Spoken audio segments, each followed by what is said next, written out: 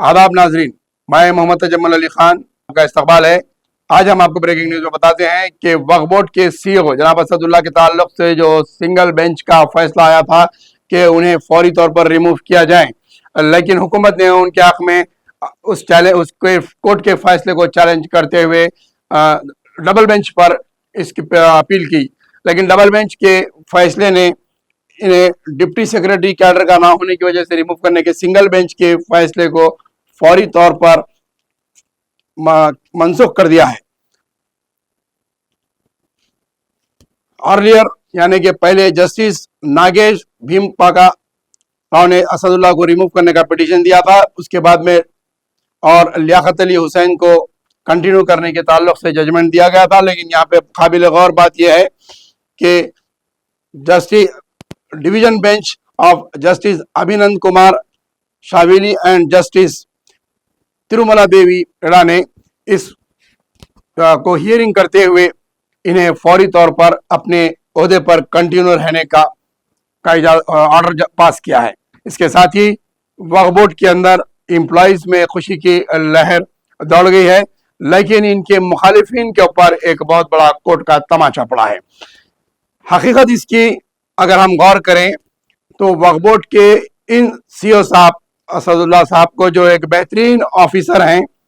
जो हक गोई पर अपना काम करते हैं और वक्फ की अराजियात को बचाने के लिए हर मुमकिन हद तक कोशिश करके जाते हैं, जिसकी हुकूमत की तरफ से इन्हें पूरी तरीके से तायद की गई है। और हुकूमत ने अपनी अपील के अंदर मेंशन किया है कि वक्फ के प्रॉपर्टीज़ को बचाने में असदुल्ला का बहुत बड़ा अहम रोल है, लेकिन चंद अफराद को जो सियासी अपने मकासद के लिए किसी नाम नहाद शख्स को पकड़कर उनके नाम से कोर्ट में अपील डाली गई कि ये डिप्टी कलेक्टर या फिर जो है डिप्टी प्रिंसिपल सेक्रेटरी है, ये जो है सीईओ के ओहदे के लिए इनका कैडर नहीं आता। लेकिन सबसे अहम बात देखने की यह है कि इन्होंने जैसे ही अपने ओहदे का जायजा लिया था, फौरी तौर पर वक्फ बोर्ड के जो अदालती मसाइल और अदालती केसेस जो देखते थे, अकरमुद्दीन एडवोकेट उन्हें फौरी तौर पर बर्खास्त किया, क्योंकि उनकी तारीख रही है कि उन्होंने कई एक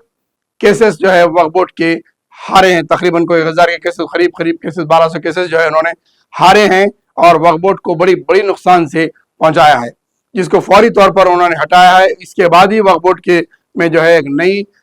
उम्मीद जागी है कि वक्फ बोर्ड के प्रॉपर्टीज का अहाता किया जा सकता है और खाबिजीन के ऊपर शिकंजा कस सकते हैं। खाबिजीन को बर्खास्त करने के लिए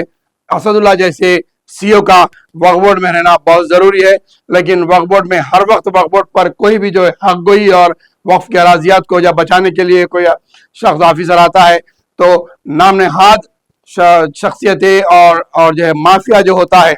वह वक्फ के अराजियात पे कब्जा करने वाला माफिया इन्हें बर्दाश्त नहीं करता और इन्हें हटाने की हर मुमकिन कोशिश की जाती है। साबिक में भी शेख इकबाल साहब को जो वक्फ बोर्ड का चीफ बनाया गया था, बनाकर उन्हें इख्तियारात दिए गए थे, जिस वक्त चेयरमैन नहीं था, बोर्ड नहीं था, तो उन्होंने भी काफ़ी हद तक अराजियात को बचाने की कोशिश की गई थी और अब असदुल्ला साहब भी वैसी कर रहे हैं। लेकिन लैंड ग्रैबर्स का माफिया और वक्फ बोर्ड के खाबिजीन का माफिया जो है इन्हें हटाने की हर मुमकिन कोशिश करते हुए नामनहाद लोगों को पेश करते हुए कोर्ट में पहुंचा, लेकिन उन्हें बड़ी तौर पर शिकस्त हुई है। इसके साथ ही हम आपको एक आवाम को और वक्फ बोर्ड के अराजियात की हिफाजत करने वाले चाहने वालों के लिए बड़ी खुशखबरी की बात है।